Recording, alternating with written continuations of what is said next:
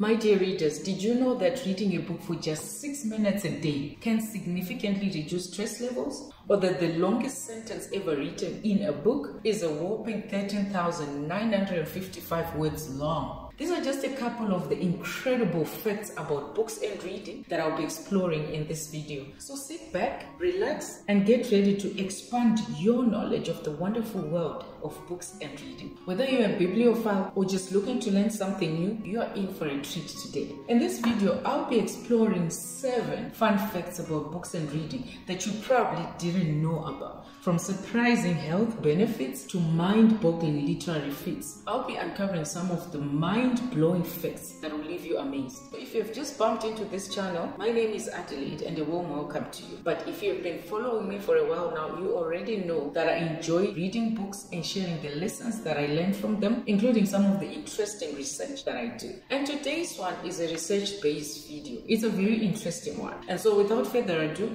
let's get into our 7 fun facts about books and reading. So what is fun fact number 1? So did you know that you only need 6 minutes a day to read a book? In 2009, the researchers at the University of Sussex conducted a study to examine the impact of reading on stress levels. They found that reading can reduce stress levels by up to 68%. And interestingly, based on their findings from that study, reading a book is better than having coffee, going for a walk, or listening to music in terms of stress reduction. Now, on the back of that study, a cognitive neuropsychologist known as Dr. David Lewis made his own conclusions and added onto this study and said that in order to benefit from the 68% reduction in stress levels in reading, you only ever need 6 minutes a day to read. In that case, what excuse in the world can you give for not reading? I mean, tell me, 6 minutes a day in a 24-hour day. For those that have been following me for a while now, you would know that I've got a video that I've run a few weeks ago that gives tips and tricks on how to create more time to read. If you have not watched that video, you can find it here or here. And I would advise you to watch it because you will get valuable tips on how to create time to read, because it is naturally not there in anyone's busy schedule on a daily basis, but you have to create the time. In that video, you'll find at least 2 or 3 habits that you can implement today for your reading. And if you take any of those habits that I show in that video, you should be able to get 6 minutes a day to read a book. I mean, these days, a lot of people are stressed out by various things from lifestyle to their surroundings that you definitely need some stress reduction mechanisms. So the next time you feel stressed out, just remember you just need 6 minutes a day to read a book. So grab that book and take a 6-minute break. Fun fact number 2.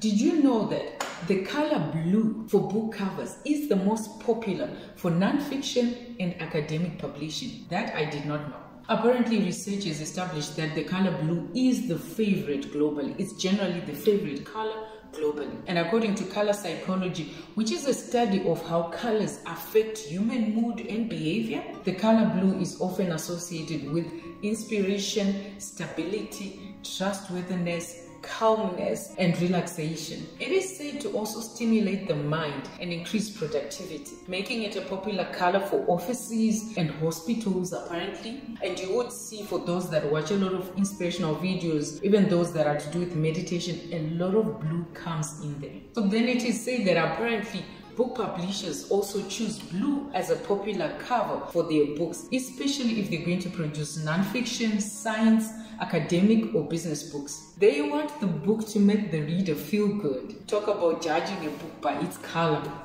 So, how many blue books does your own shelf have? Let me know in the comment section below. As you look at my own shelf here, you can see I've got quite a number of blue books. So this fun fact actually does hold. Now on to a very interesting fun fact. Fun fact number 3. 62% of American women would rather spend a Friday night with a new book than go on a date.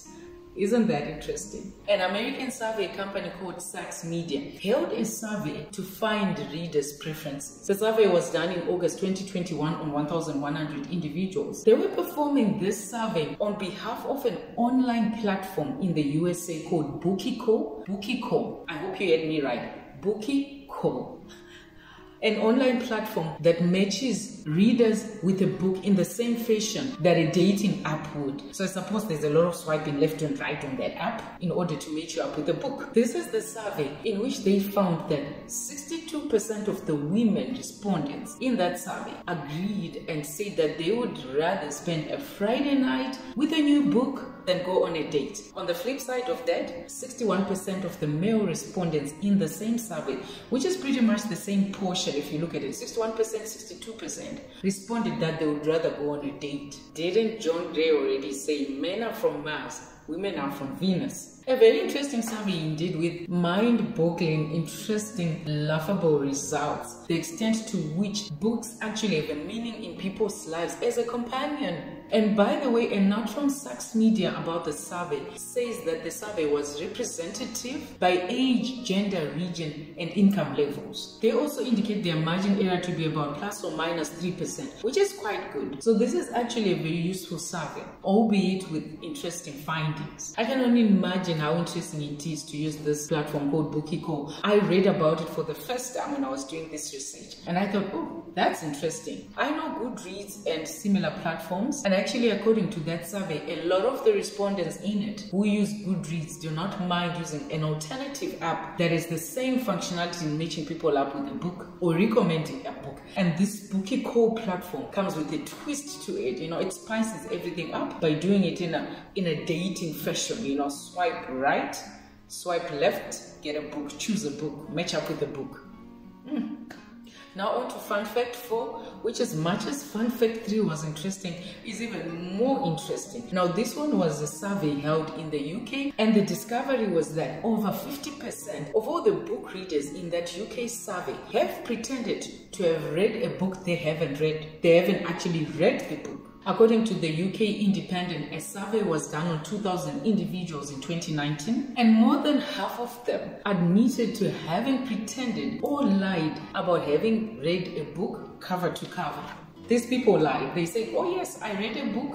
I read this book so and so. I read book X. I read book that, cover to cover, when they actually hadn't done that. Some of the books that are known to have been lied about by these people, not in any particular order, but the ones that have the most lies around them, are 1984 by George Orwell, To Kill a Mockingbird, War and Peace, The Odyssey, and Alice's Adventures in Wonderland, amongst others. I mean, a lot of these are mostly the literary classics. So the reasons these respondents gave were interesting. They said that they wanted to appear more cultured and intelligent. Some of them said they just wanted to be able to fit into conversations about these books. I mean, this is what books are doing to people now, that people have to lie, that they've read a book in order to fit in. Books are important. They're an important aspect of our social lives. I mean, you will find this incredible. The UK Independent goes on to say, and I would like to read this to you. Those who answered the survey also admitted they put certain books on their shelves to make themselves look more cultured, while others memorized famous quotes to seem highbrow. 1 in 10 have posted a photo of themselves holding an intellectual book on social media, which they never picked up again. Ha ha ha, guys, isn't that funny? So this survey was done at a literature fair in the UK, and the article even went on to say that when some people were approached and asked what they remembered about a book that they've read, some people even pulled antics like saying, oh, I read the book a long time ago and there's such a blur in my mind, I don't remember much about it. The details are a blur, you know? Or that they were clearly relying on what they had seen on TV or in film adaptations of the same books rather than what they had actually read. Because I mean, you would understand, guys, that a film adaptation that would show on TV is sometimes different or vastly different from what the book actually says, because they have to adapt it for TV. You know, they have to spice it up sometimes, remove some parts, add some parts. And so people used what they remembered from a film adaptation of the book to pretend that they've actually read the book. And the most laughable of all the antics pulled, the article actually says some people pretended to go into a coughing fit just to escape the subject. Are we that bad at lying, guys? This is hilarious. Now, speaking of books that are lied about, that people lie about to have read, interestingly, on the back of the study, another study was done, probably in a a separate location. And the findings were that one of the most lied about books that came up in that survey, with 33% of the respondents saying they lie about that book, is the Bible. And many of the people actually have said they've pretended to have read the Bible. You would marvel to know that it is also the most stolen book in the world, the Bible. I just can't. How are you finding these fun facts? For me, they were truly amazing. And when I found them, that's when I decided that I wanted to really share about this. Because either I was amazed, or I was laughing, or it was definitely mind-boggling to me to have read about this, or to have even discovered about them. That's why I created this video. Let me know in the comment section how you're finding these fun facts. Now on to fun fact number 5. So there is a longest sentence ever published in a book. And in this fun fact, the longest sentence ever published is found in the book The Writer's Club, written by an English novelist called Jonathan Coe. This book was authored in 2001. Now the sentence is 13,955 words long, and it spans 33 pages. A single sentence. Can you imagine, guys? The entire book, the whole book, is a sentence. It's a single sentence, the entire book, from start to finish of the book. And apparently it was inspired by other books before it that had similarly long sentences. But then this one by Jonathan Coe managed to beat the latest record. Talk about the battle of the Guinness Book of Records. So I was curious. I got curious naturally. I was going to be curious to find this book. So I went online and I looked for an excerpt of this book, which is a single sentence. And I have never seen so many commas in my life. I guess it was a matter of choice for the author to just choose commas over periods or full stops, because then you just take each sentence, you join it to the next with the comma, you join it to the next with the comma, until you have told your entire story in a single sentence. I found that very interesting. What do you think about this one, readers? A whole book, a single sentence over 33 pages. Would you read it? I wonder if the author wrote the book in one go. I mean, it takes unusual talent to write an entire book in a single sentence and take breaks in between with a comma. Yeah, the world never ceases to amaze. Now on to fun fact 6. On the back of having spoken about a book with the longest sentence, this is now the longest book ever written. Now the longest book ever written by word count is Marion Bade My Love by Mark Leach. The book was published in 2008. This book has a word count of 2.5 million words. Now the average word count for a novel or a non-fiction book is known to be between 70,000 and 120,000 words. You can find this on Google. So this book by Mark Leach is about 20 times the size of a normal book. And if on average you spend a week on a book, you would need 20 weeks on this one. So again, I got curious and I thought, what is Marion Bade My Love about? If I have to spend 20 weeks of my life reading this book, it has to be very good. And this book is a sci-fi apocalypse book on UFOs and extraterrestrials. I mean, if you're into those type of things, you would enjoy it. Unfortunately, I am not. But I know there's a reason why it's a 2.5 million words worth of a book. And in this book, the author is trying to convince a female friend, a woman, to come and help him author this book that then gets into the ends of the world in his own version, in his sci-fi, in his scientific fiction way, describing the apocalypse of the world and how the world is gonna end. That's what's in the 2.5 million words of this book. So having known that, would you read this book for 20 weeks? Let me know in the comment section. I am sure if you're into sci-fi, you would love Marion Bade My Love, despite its 2.5 million words length. Now on to our last but not least fun fact, the 7th one.